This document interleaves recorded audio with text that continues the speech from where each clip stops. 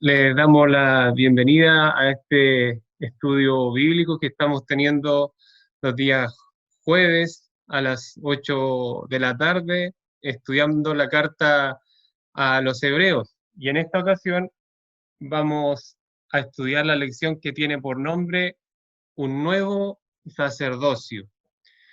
Un nuevo sacerdocio. Y como verdad central, decimos que tenemos entrada directa al Padre a través de Jesucristo, ya que como venimos estudiando en las lecciones pasadas, y lo recalca mucho el autor de esta carta, Jesús es nuestro sumo sacerdote, o como también lo dice, nuestro gran sumo sacerdote. Eso vamos a estarlo estudiando nuevamente, es algo que, como decía, se repite, así que vamos a también desarrollar una partecita de su definición. No sin antes recordar lo que estudiamos la lección pasada, la lección anterior, que tenía por nombre Avancemos hacia la madurez. Y como verdad central decíamos que el cristiano debe madurar continuamente en su fe. Hacíamos énfasis en lo que se refería continuamente o constantemente lo que es el madurar. ¿Se recuerdan? Decíamos que debemos aceptar a Cristo como nuestro sumo sacerdote, decíamos que debíamos superar la madurez y comer ya un alimento sólido, eh, esforzarnos por alcanzar esta madurez y hacer esta esperanza nuestra, esta segura esperanza que tenemos en quien es Cristo. El versículo clave de hoy dice, pero Jesús tiene un sacerdocio inmutable, porque permanece para siempre. Eso está en Hebreos capítulo 7, versículo 24. Bien, como en cada ocasión, estudiamos un poco en lo que se refiere el panorama histórico literario. Si hablamos de Melquisedec, cuando lo observamos en las lecciones pasadas, ahí en Hebreos 5, por ejemplo, versículo 6, fue mencionado, como decimos nosotros, de pasada. Pero ahora el autor retoma en el capítulo 7 de forma más detenida quién es Melquisedec. Presenta una comparación entre quién es él, el sacerdocio de él, que decíamos que es eterno, ¿se recuerdan? Y el sacerdocio de Cristo, el sacerdocio perfecto. Y en breve entonces la importancia de esta comparación que hace el autor muestra la superioridad de Cristo como nuestro sumo sacerdote. Pero quizá a lo largo también de estos estudios vamos a estar haciendo una pregunta y decimos, ¿qué valor práctico va a tener esto en los tiempos actuales? ¿De qué me va a servir esto para mi vida? Pero al examinar la interacción que el autor hace, ya sea con quién es Abraham, con quién es Melquisedec, así como también los comentarios incluso del sacerdocio que lo nombrábamos como levítico, debemos tener en cuenta que la razón fundamental por la cual es sacerdote Jesús y por esa razón entonces es importante, ya que como decíamos, él tiene un sacerdocio que es eterno. Y esto se manifiesta y vamos a revisarlo muy bien en el segundo punto y en el tercer punto también se nos va a quedar un poco más claro para nuestra comprensión y vamos a poder meditar en quién es Jesús, en lo glorioso que es Él como nuestro sumo sacerdote. También hablábamos acerca de quién es Melquisedec, este misterioso personaje que sale allí en Génesis 14, a quien Abraham, si ustedes se recuerdan, le entregó lo que eran sus diezmos. Y también sale en el Salmo 110, 4. Y también incluso en Mateo 22, 41 al 46, Jesús identifica este Salmo 110 como un salmo que es mesiánico.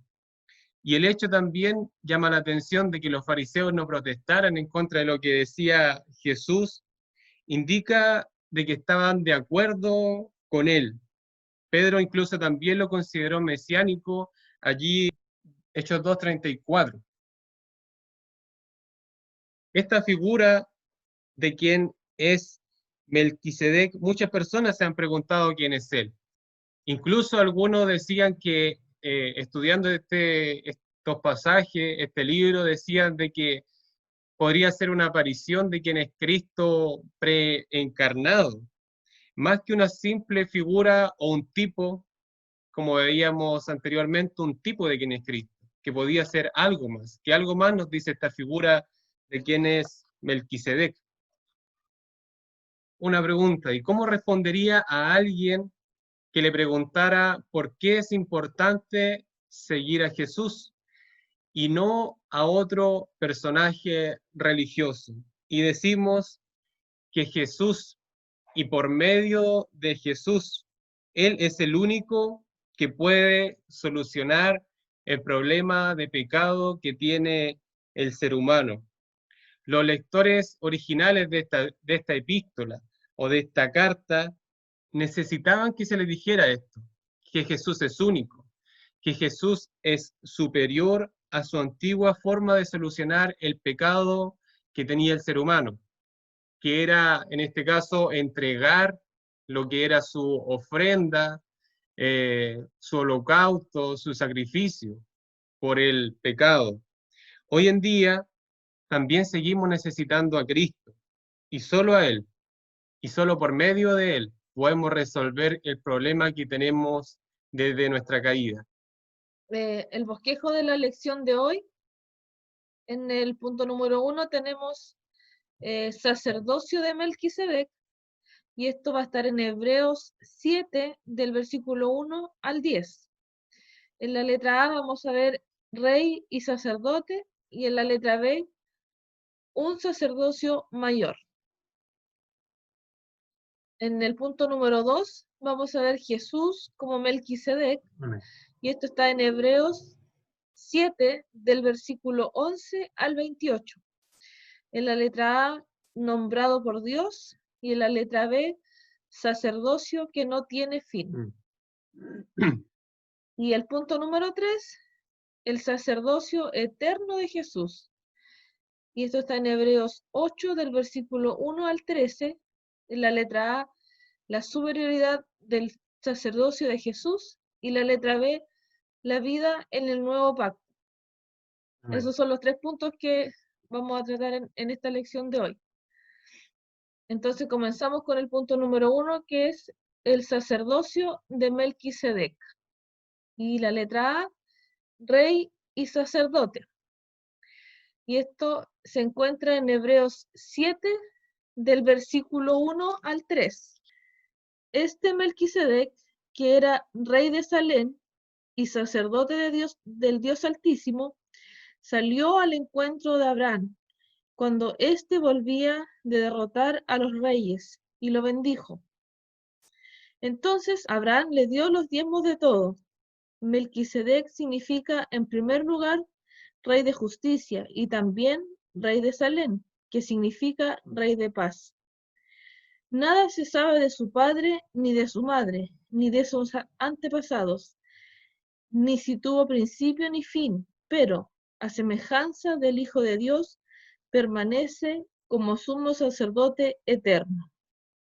El autor entonces comienza hablando de la naturaleza del sacerdocio de Cristo allí en Hebreos 7, y se describe esa naturaleza y esa superioridad entonces por sobre lo que es el sacerdocio, y vamos a insistir en esto, por sobre el sacerdocio levítico. Él era el sacerdote levítico, era quien guiaba al pueblo para ofrecer los sacrificios que se presentaran por el pecado. Y yo busqué una imagen más o menos para que pudiéramos graficar esto con las diferentes partes de donde que estaba compuesto el templo. Este era el lugar santo. Si ustedes se fijan, hay una separación entre lo que es el lugar santo y el lugar santísimo. Y la división de este lugar era mediada por un velo. En el lugar santo podía acceder el sacerdote de forma continua, Pero al lugar santísimo, el sacerdote cruzaba una sola vez y para ofrecer lo que se llamaba el sacrificio de la expiación, es decir, por los pecados del pueblo. Y vamos a ver la importancia que tiene este velo en relación al texto que estamos viendo. Era una imagen para graficar y para que también con esta imagen nos fuéramos a ver lo que Cristo hizo y cómo el autor de Hebreo grafica a Cristo como sí un sumo sacerdote, pero a la vez un sumo sacerdote superior, como venimos diciendo. También se habla entonces de la superioridad de Cristo, en el capítulo 7, del versículo 1 al 3, y señala este capítulo el ministerio de Melquisedec. Se hace mucho mención de que en Melquisedec se desarrolla de mejor forma que lo que es en el capítulo 5. Y este Melquisedec, como venimos diciendo, salía en Génesis 14, del 17 al 20. Y se registra en ese pasaje un encuentro con el patriarca Abraham, cuando él regresaba triunfante de la batalla. Y en parte vemos la importancia de Melquisedec en cuál es su nombre, una combinación de dos palabras hebreas. El nombre de Melquisedec primero significa rey de justicia, y también como se le llama ahí en Génesis como el rey de Salem. Y esta palabra viene de el hebreo shalom, que es paz, y hacía referencia a esa paz de Jerusalén. También se le llama sacerdote del Dios Altísimo, se le llama incluso el autor en el versículo 1. Pero la identificación de Melquisedec como rey de justicia, como rey de paz, reúne dos conceptos que son muy importantes. Y son conceptos que hacen relación con quién es Jesús, el Mesías, quien traería la justicia y quien también traería la paz. Características que salen ahí en Isaías 9, 6 y 7 y también en el Salmo 85, 10. Ilustra esta estrecha relación que hay entre estos dos conceptos y cómo estos hacen relación a quién es el Mesías, Cristo. Pero también le llama sacerdote del Dios Altísimo, tanto en el versículo 1 como en el versículo 3. Y comprendemos mejor esta imagen del sacerdote del Dios Altísimo al observar que no se señala una genealogía de quién es él o alguna relacionada con él. Y es que también estudiando esto, veíamos un capítulo que es muy similar, ahí en Nehemías 7:64. ¿Y qué se hacía cuando no se encontraba la línea genealógica de quién era el sacerdote? Simplemente, y esto es interesante, no se le reconocía como tal. Quedaban excluidos del sacerdocio y no podían realizarlo.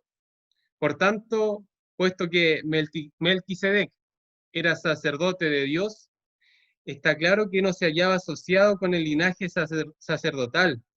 Este concepto es muy crucial, es muy importante para establecer el papel de Cristo como gran sumo sacerdote. Es decir, el autor está diciendo, y también lo vamos a ver más adelante, a pesar de que Cristo no tenga una línea genealógica como para ser sumo sacerdote, y a pesar de que no se nombre como tal, esto tiene un sentido, porque Cristo no lo tiene, porque la línea genealógica de él es superior, no venía de la descendencia de Aarón, sino que el autor reconoce que su descendencia era de Melquisedec. ¿Y qué decíamos de Melquisedec? Su sacerdocio es eterno. Y volvíamos a lo que decíamos atrás. Al ser su sacerdocio eterno, significa que Cristo sigue intercediendo. Intercedió, sí, y aún intercede e intercederá incluso por nosotros. Y hacemos una pregunta. ¿Cómo se muestra la justicia y la paz en la vida y ministerio de Cristo? Continuando con el punto número 1, pasamos a la letra B. que es un sacerdocio mayor. Y esto está en Hebreos 7, del versículo 4 al versículo 10. Consideren entonces la grandeza de este Melquisedec. Incluso Abraham, el gran patriarca de Israel, reconoció esto al entregarle la 10ª parte de lo que había capturado en la batalla. Ahora bien, la ley de Moisés exigía que los sacerdotes, que son descendientes de Leví, le cobraran el diezmo al resto del pueblo de Israel, quienes también son descendientes de Abraham. Sin embargo, Melquisedec, que no era descendiente de Leví, recibió de Abraham la 10ª parte, y Melquisedec bendijo a Abraham, quien ya había recibido las promesas de Dios. Sin lugar a dudas, el que tiene el poder para bendecir es superior a quien recibe la bendición. Los sacerdotes que reciben los diezmos son hombres que mueren, así que Melquisedec es superior a ellos porque se nos dice que sigue viviendo.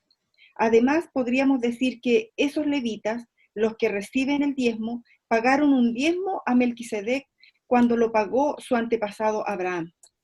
A pesar de que Leví aún no había nacido, la simiente de la cual provino ya existía en el cuerpo de Abraham cuando Melquisedec recibió su diezmo. La importancia de Abraham. Este patriarca era muy renombrado allí en Génesis. Era una de las personas mayormente reconocidas dentro del pueblo judío e inspiró respeto. Y como decimos, tenía una importancia muy grande. Él fue el padre de toda la nación de Israel, incluyendo incluso allí a los levitas. Y hay un argumento, me equivoqué con la R, a favor de la grandeza de Melquisedec en estos versículos que leímos del 4 al 10.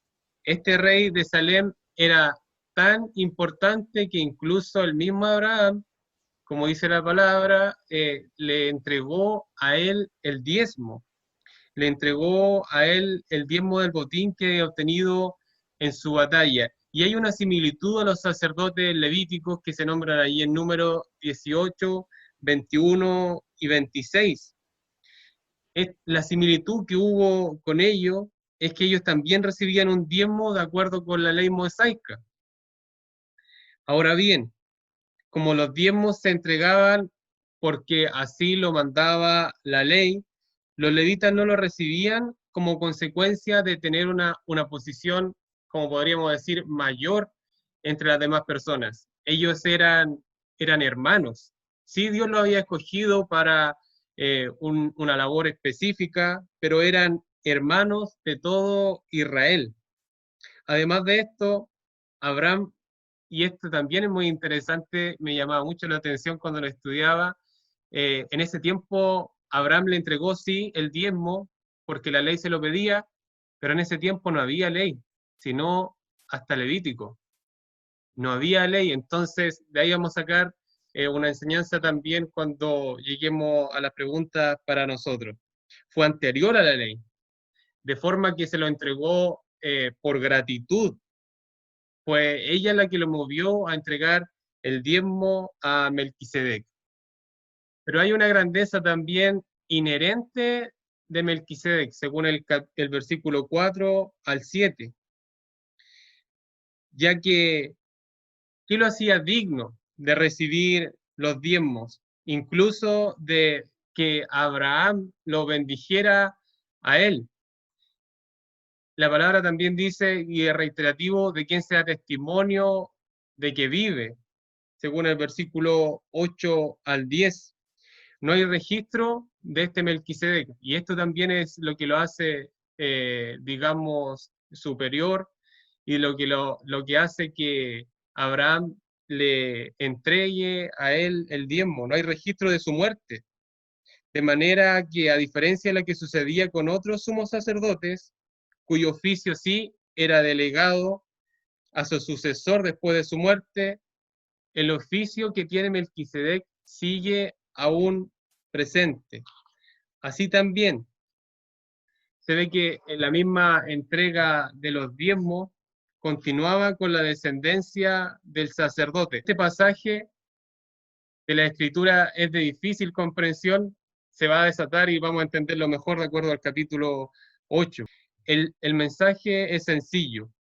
Los sacerdotes levíticos y su sacrificio que los destinatarios de esta carta necesitaban entender y tenían en tan grande alta estima, en realidad eran inferiores y eran una señal, y como vamos a ver también, una sombra de lo que iba a venir en el futuro.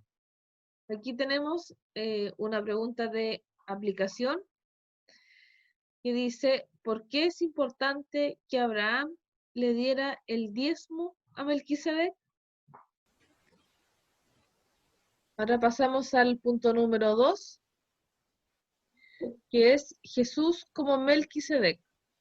Y en la letra A, nombrado por Dios. Y esto está en Hebreos 7, del versículo 11 al 22.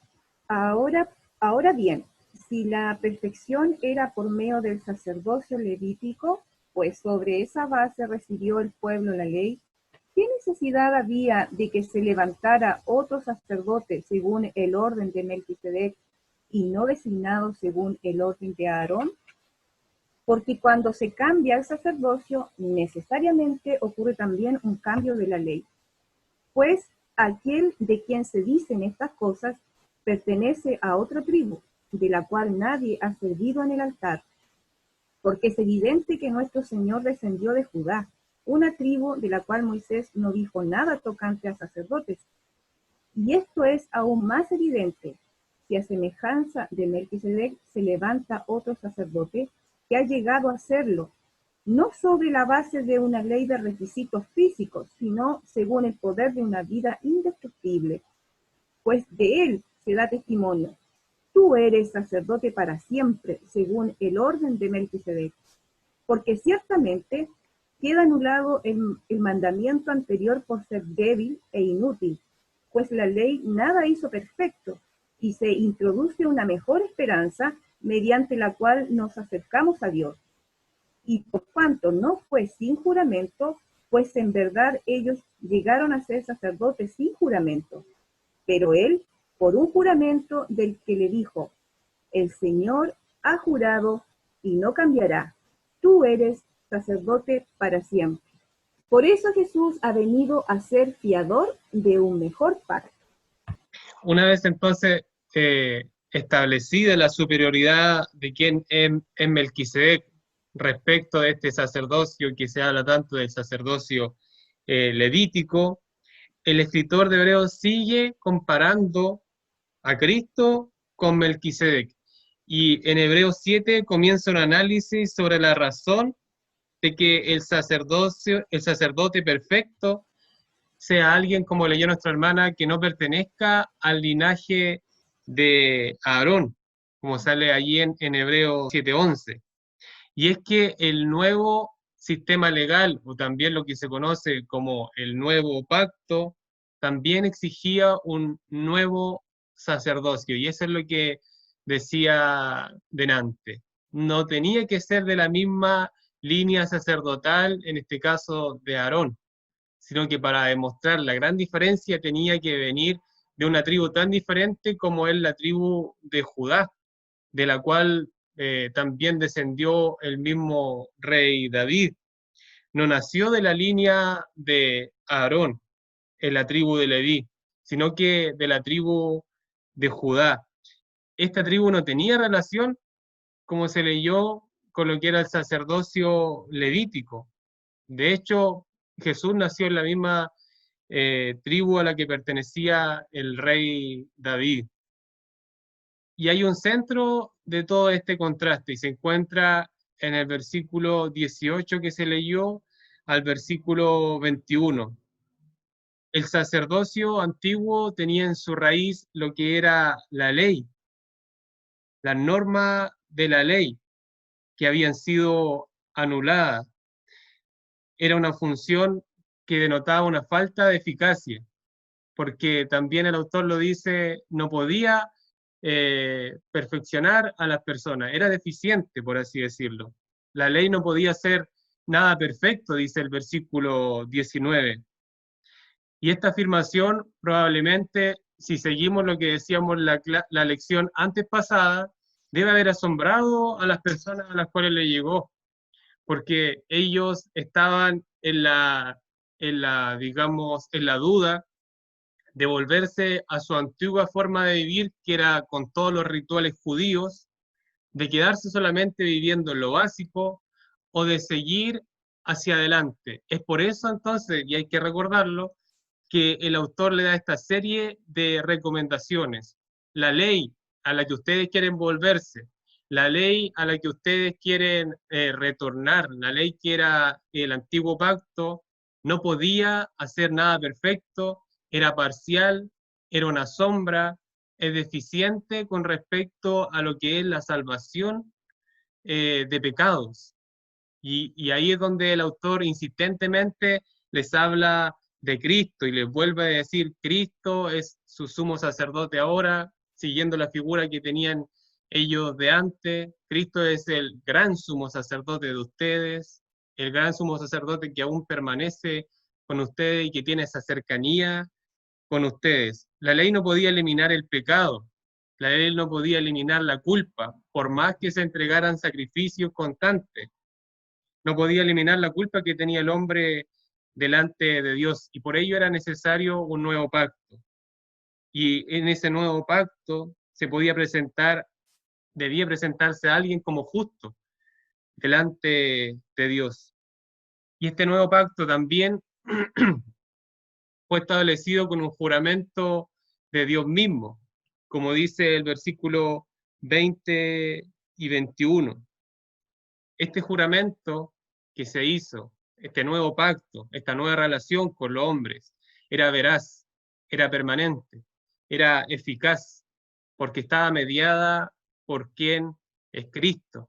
Como delante decíamos, el Cordero sin mancha, el Cordero perfecto, que fue una vez y para siempre quien se entregó por nuestros pecados, porque Él era el Dios hombre, y eso también lo veremos más adelante, Dios mismo hecho carne. Jesús es fiador de un mejor pacto, y es que la humanidad necesitaba un sacerdote, pero la ley practicada por el sacerdocio levítico lamentablemente nunca llegaba a satisfacer esa necesidad. No podía realizar lo que se necesitaba. Y esta lección la sacamos para nosotros. No podía realizar lo que necesitaba, y es que solamente a través de Jesús podemos entrar en una nueva relación con Dios, una relación adecuada, una relación eficaz y de pacto con el Padre. ¿Qué señala el que Dios enviara a su Hijo Jesús como nuestro gran sumo sacerdote sobre el tipo de relación que Él quiere tener con nosotros? Entonces, dentro del punto número 2, pasamos a la letra B, que dice sacerdocio que no tiene fin. Y esto está en Hebreos 7, del versículo 23 al 28. Y los otros sacerdotes llegaron a ser muchos, debido a que por la muerte no podrían continuar.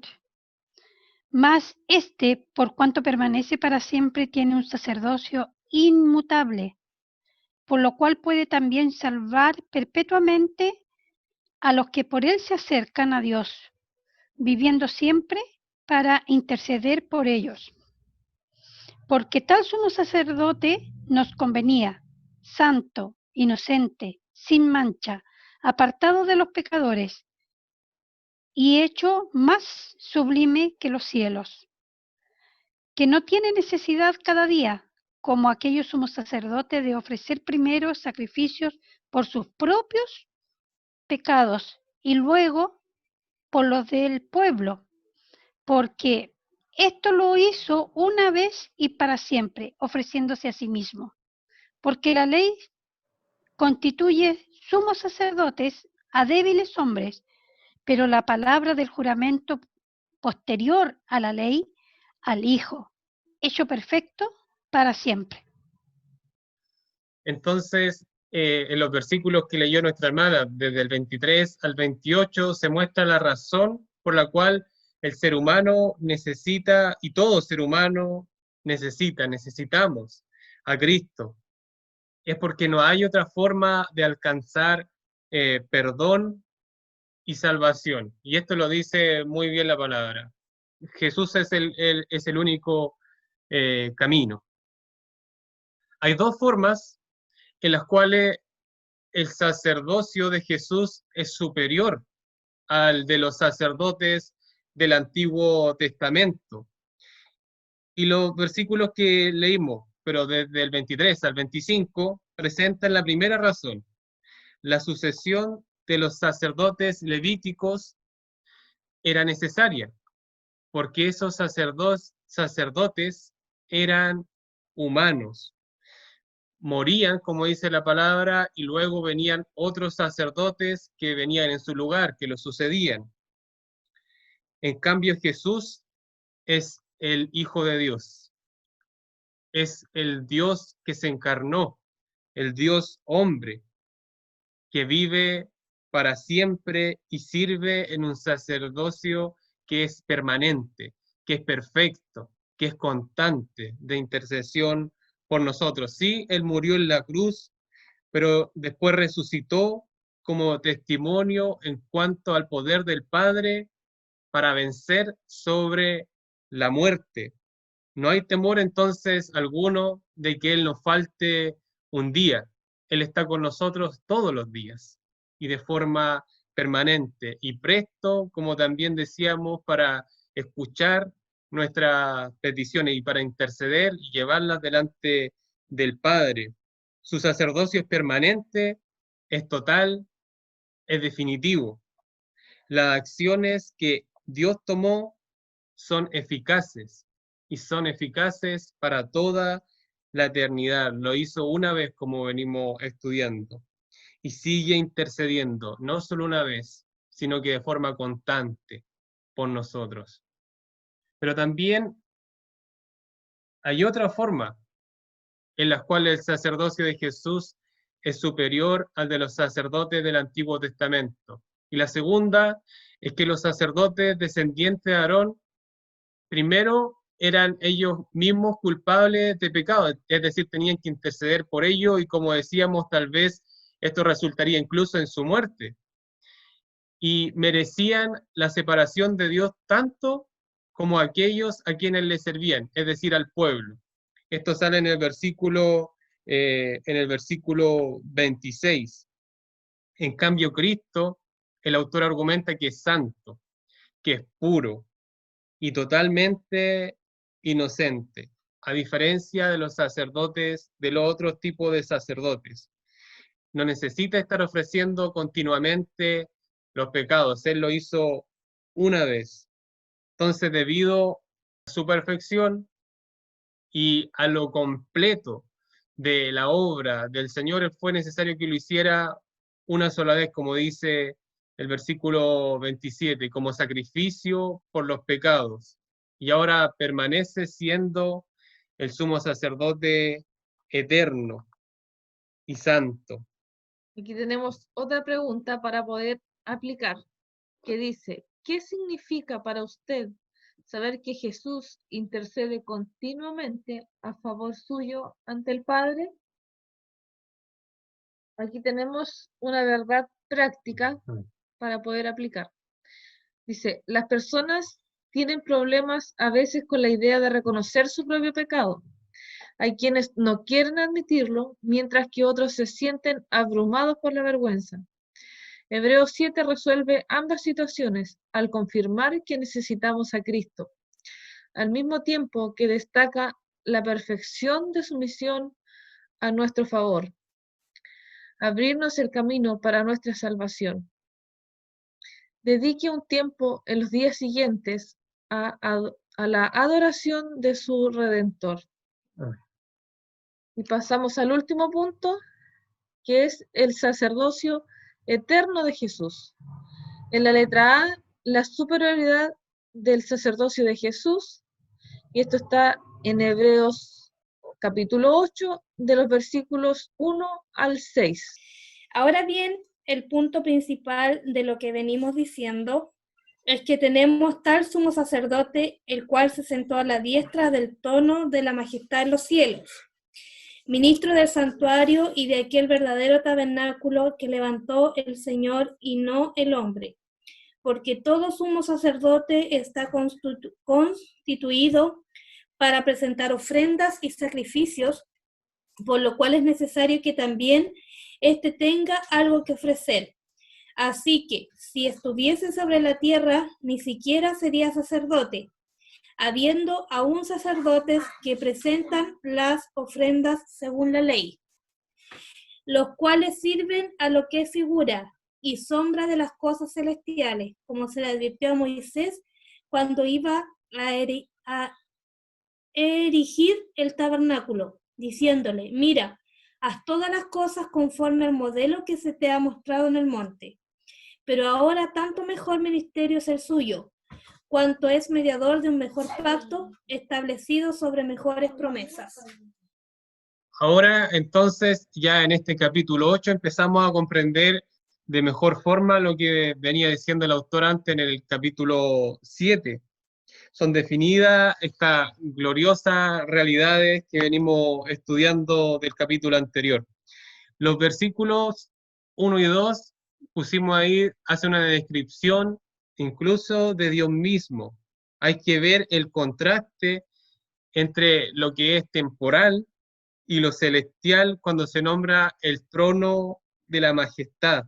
Jesús sirve en el verdadero tabernáculo y solo Él, solo Jesús puede ministrar desde el cielo. Eso es lo que nos dice el versículo 3 al versículo 6. Nos permiten entender algo en cuanto a la razón de que en el Antiguo Testamento se dieran esta serie de señales, de símbolos, de detalle, incluso del tabernáculo. Y cuando se habla de la construcción, de las medidas, de los materiales, son un símbolo, en el fondo también una sombra, un modelo de lo que iba a venir. De alguna forma, esta estructura fue copiada de las realidades celestiales que Dios le reveló a Moisés y que se vienen a complementar en el Nuevo Testamento. Primero como una estructura sí terrenal, pero luego entonces de algo que es celestial, de una realidad celestial. Solo era una copia, solo era un símbolo. El ministerio de Jesús es mejor, y el nuevo pacto tiene lo que las escrituras llaman mejores promesas, allí en el versículo 6. Las razones de esta afirmación están descritas en los versículos siguientes. Sin embargo, cuando se habla de mejores promesas, es fascinante para nosotros. Y tal vez nos hacemos la pregunta, ¿cómo es posible que estas promesas sean mejores? Si tanto en el antiguo pacto también fueron establecidas por Dios estas promesas. Entonces, ¿será que se trata de una contradicción? No, no es así. Significa que el antiguo pacto, no significa que el antiguo pacto fuera menos digno de nuestra confianza, puesto que Dios no puede mentir. Él es fiel a lo que Él mismo promete. En vez de eso, el nuevo pacto sí tiene promesas que son mejores y que se pueden ver de forma más completa, porque los objetivos de esta promesa también son superiores, y es el proveer la salvación y última salvación para el ser humano. Dios quería que el nuevo pacto fuera permanente, que fuera para siempre. Y eso es lo que también decíamos delante, fuera por la eternidad, hasta llegar a cuando estemos con Él. Por eso entonces Jesús, y solo Él, debe ser nuestra fuente cuando busquemos las grandes promesas de quién es nuestro Dios. Y pasamos a la letra B, que dice la vida en el nuevo pacto. Esto está en Hebreos 8, del versículo 7 al 13. Porque si aquel primero hubiera sido sin defecto, ciertamente no se hubiera procurado lugar para el segundo.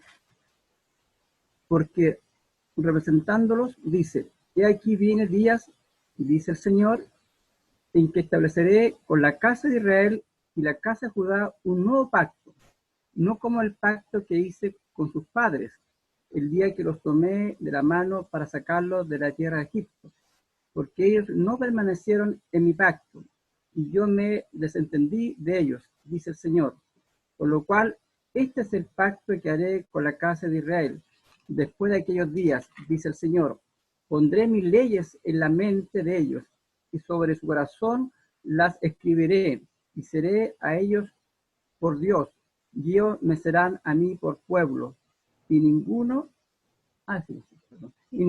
enseñará a su prójimo, ni ninguno a su hermano, diciendo: conoce al Señor, porque todos me conocerán, desde el menor hasta el mayor de ellos, porque seré propicio a sus injusticias, y nunca más me acordaré de sus pecados y de sus iniquidades.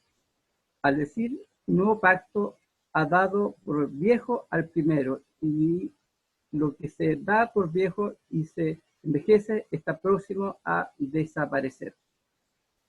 El antiguo pacto tiene defectos. Tenía defectos, dice el versículo 7, y destaca algo que nuevamente debe haber dejado asombrado a la audiencia, a los destinatarios de esta carta. Sin embargo, los defectos no estaban en la misma ley. La ley, según el texto, es santa, justa y buena. Esto es lo que dice Romanos 7:12. Y exalta la santidad de Dios. También hay un texto que se puede encontrar en Levítico 11:44. Esta ley le ordena a su pueblo que ame a Dios y que lo ame solamente a Él, y que también se amen uno a otro. Sin embargo, lo que la ley no hacía era que la ley no enseñaba a las personas a vivir, no tenía el poder de enseñar a las personas para vivir de forma piadosa, ya que esto es solamente posible a la luz del nuevo pacto, a la luz de lo que hace el Espíritu, de cómo obra el Espíritu en el corazón, en la vida del ser humano. La debilidad humana hacía que la ley, por ello, no fuera eficaz. Dios había hablado sobre un nuevo pacto. Eso es lo que dice el versículo 8 al 12 del nuevo pacto en Jeremías 31, del 31 al 34, casi al pie de la letra. Jeremías escribió cuando el pueblo se encontraba exiliado por haber quebrantado el pacto antiguo, lo cual era una clara demostración de que sí, se necesitaba nuevamente un pacto. Dios quiere que haya un cambio de corazón, lo cual el pacto antiguo no podía realizar. Se podría decir que los mismos 10 mandamientos que se nombran y después también se repiten en el Antiguo Testamento eran la expresión central del antiguo pacto, y la obra del Espíritu Santo en el corazón, en la mente humana, es la expresión central del nuevo. Ese es como un contraste que se hace. Dios quiere que los suyos lo conozcan. Por eso el antiguo pacto quedó obsoleto, como dice el versículo 13. A través de Cristo podemos conocer al Padre en nuestro corazón y servirle con amor y servirle con gozo. Y ahí hacemos la última pregunta. ¿Por qué es importante reconocer que Dios anhela que haya en nosotros un cambio de corazón? Y remarcamos la palabra reconocer. ¿Por qué es importante reconocer que Dios anhela que haya en nosotros un cambio de corazón? Una verdad práctica tenemos por aquí. Un nuevo pacto inició una nueva era en que podemos tener una relación cercana con Dios. Vivimos conforme a sus mandamientos que han sido escritos en nuestro corazón. ¿Ha entrado usted ya en una relación así? Si no lo ha hecho, y este también es el llamado para los hermanos o para las personas también que ven este video, si no lo ha hecho, pida hoy mismo a Cristo que sea su Salvador y su gran sumo sacerdote. Es una invitación que deseamos puedan aceptarla y pueda ser oída y que esta misma obre de acuerdo a lo que estamos diciendo en sus corazones. Amén. Para finalizar, tenemos también el llamado al discipulado, que dice: si usted es cristiano, tiene acceso directo al Padre a través de Jesucristo, nuestro eterno sumo sacerdote. Recuerde esto cuando tenga que enfrentar pruebas y dificultades. En un mundo incierto, es bueno que sepa que se puede acercar con confianza al trono de la gracia, seguro de que el Señor lo ayudará. Amén.